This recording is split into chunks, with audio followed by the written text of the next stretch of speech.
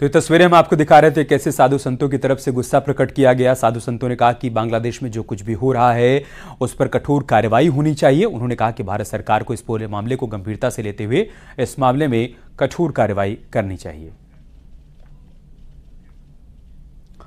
तो बांग्लादेश में हिंदुओं पर हिंसा के बाद अब हिंदू विरोध प्रदर्शन कर रहे हैं। एक रिपोर्ट के जरिए हम आपको दिखाते हैं कि विरोध में किस तरीके से कठोर कार्रवाई की मांग की जा रही है और कहा जा रहा है कि बांग्लादेशी हिंदुओं को सुरक्षा प्रदान की जाए।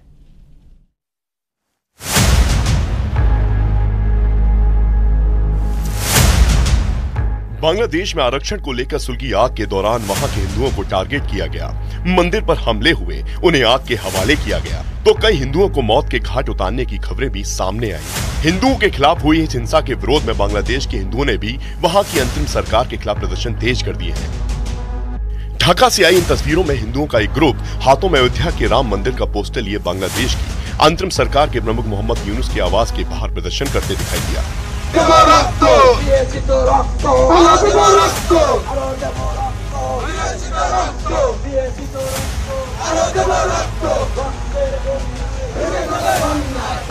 हिंदुओं के इस ग्रुप में पुरुष भी थे और महिलाएं भी। इसके साथ वो लोग भी थे जिनके अपने बांग्लादेश में हुई हिंसा के शिकार हुए थे।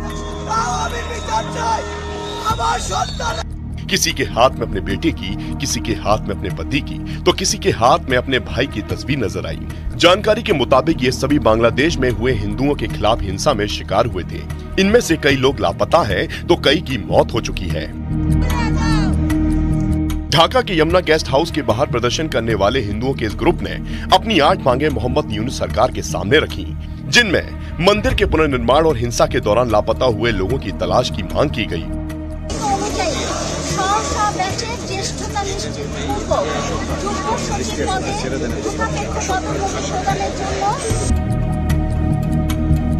ढाका में जमुना गेस्ट हाउस के बाहर हुए इस विरोध प्रदर्शन के दौरान झड़प की भी तस्वीरें सामने आई। अल्पसंख्यक हिंदू समुदाय के सदस्यों और सेना के जवानों के बीच मामूली झड़प भी हुई।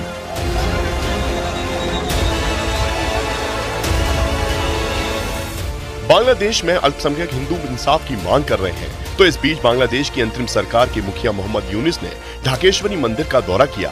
मंदिर में पहुंचकर उन्होंने हिंदू समुदाय के लोगों से मुलाकात की। मोहम्मद यूनुस से मुलाकात करने वाले बांग्लादेश पूजा उद्यापन परिषद के अध्यक्ष वासुदेव धर, महासचिव संतोष शर्मा, सर्वजनीन पूजा समिति के अध्यक्ष जयंत कुमार देव समेत कई लोग मौजूद रहे। इन सबसे मुलाकात के बाद मोहम्मद यूनुस ने कहा कि वो एक ऐसा बांग्लादेश बनाना चाहते हैं जो एक परिवार की तरह हो। मोहम्मद यूनुस ने हिंदुओं पर हमले पर कार्रवाई का भरोसा दिया, जिसकी पुष्टि न्यूज 18 इंडिया से एक्सक्लूसिव बातचीत में बांग्लादेश पूजा उद्यापन परिषद के अध्यक्ष वासुदेव धर ने की। आप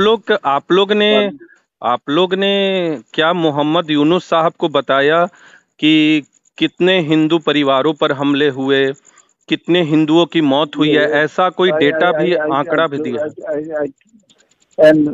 after that an army moved and after that after 9th August, today starting, after 9th August the condition of the throughout the country started becoming normal.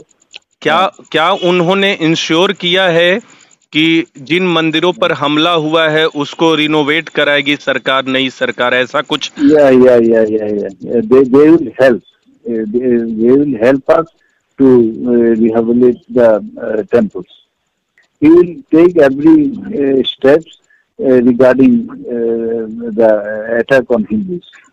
About temple houses and other attacks on commercial installations and others. उधर बांग्लादेश में अल्पसंख्यकों पर हुए हमले के बाद Mohammad Yunus manage करने की कोशिशों में जुटे हुए हैं, तो उधर बांग्लादेश छोड़ चुकी पूर्व प्रधानमंत्री शेख हसीना ने बांग्लादेश में हिंसा पर चुप्पी तोड़ी है। देश छोड़ने के बाद शेख हसीना की तरफ से पहला बयान जारी हुआ। उनके बेटे सजीव वाजिद जॉय ने सोशल मीडिया प्लेटफॉर्म एक्स पर शेयर किया। इस बयान में शेख हसीना ने बांग्लादेश में हुई हिंसा में मारे गए लोगों को श्रद्धांजलि दी और बांग्लादेश में हुई हिंसा को आतंकी हमला कहते हुए खुद को न्याय देने की मांग की। इसके साथ ही उन्होंने हत्याओं के दोषियों को सजा देने की मांग की। अपने बयान में शेख हसीना ने अपने पिता और परिवार की कुर्बानियों को गिनाया और बंगबंधु की प्रतिमाओं के अपमान पर भी दुख जताया। यही नहीं, शेख हसीना ने बांग्लादेशी नागरिकों से 15 अगस्त पर अपने पिता शेख मुजीबुर रहमान की बरसी पर शोक मनाने की भी अपील की है। इधर शेख हसीना अपने पिता की बरसी पर शोक मनाने की अपील कर रही हैं, तो दूसरी तरफ बांग्लादेश की अंतरिम सरकार ने 15 अगस्त की छुट्टी को कैंसिल कर दिया। बांग्लादेश की कई पार्टियों ने अंतरिम सरकार से आग्रह किया था कि 15 अगस्त को अब राष्ट्रीय शोक दिवस के तौर पर नहीं मनाया जाए। 15 अगस्त को राष्ट्रीय शोक दिवस के तौर पर मनाया जाता है क्योंकि इसी दिन शेख हसीना के पिता शेख मुजीबुर रहमान की हत्या हुई थी। 15 अगस्त 1975 को सेना के अधिकारियों ने उनके घर को चारों तरफ से घेर कर ताबड़तोड़ गोलियां चलाकर उनकी हत्या कर दी थी।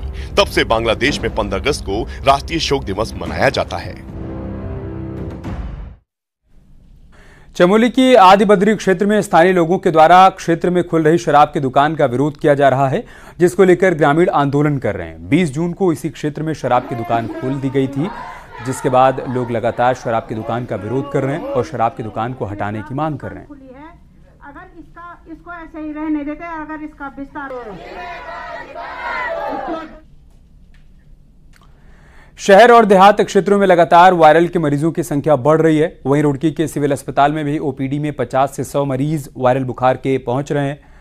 अस्पताल प्रबंधन ने डेंगू, मलेरिया और चिकनगुनिया के मद्देनजर मरीजों की जांच भी शुरू कर दी है।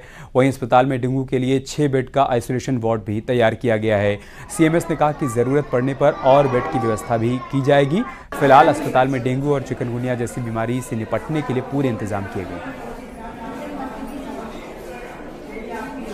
और हमारे पास डेंगू के लिए हमारी पूरी व्यवस्था है। मच्छरदानी वगैरह हमने तैयार कर दी थी। 6 बेड का जो एक आइसोलेशन वार्ड होता है वो भी बना दिया गया था, और अगर अतिरिक्त आवश्यकता होगी तो हम अतिरिक्त बेड भी उसके लिए व्यवस्थित कर देंगे।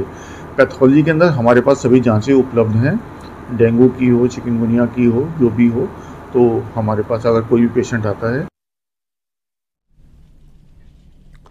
टिहरी हाइड्रो इंजीनियरिंग कॉलेज को रुड़की आईआईटी का हिल कैंपस बनाए जाने को लेकर कवायद शुरू हो गई है, जिसको लेकर 14 अगस्त को मुख्य सचिव की अध्यक्षता में आईआईटी प्रबंधन और टिहरी विधायक किशोर उपाध्याय के साथ बैठक हुई।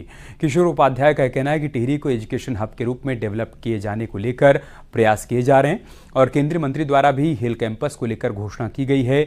1 माह के भीतर इसका प्रपोजल बनाकर केंद्र सरकार को भेजा जाएगा, जिसके बाद जल्द ही इस दिशा में काम किया जाएगा और टिहरी नहीं, उत्तरकाशी, चमोली और आसपास के छात्रों को भी इसका फायदा मिलेगा।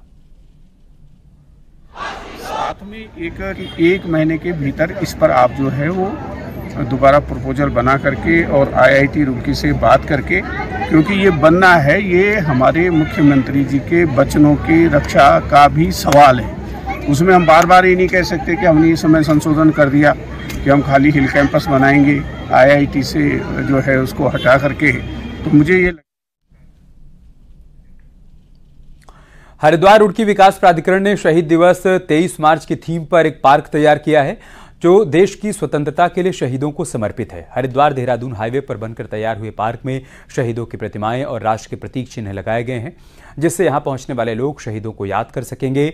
इसके साथ ही पार्क में बैठने के लिए सीट और सुंदर फाउंटेन भी लगाए गए हैं।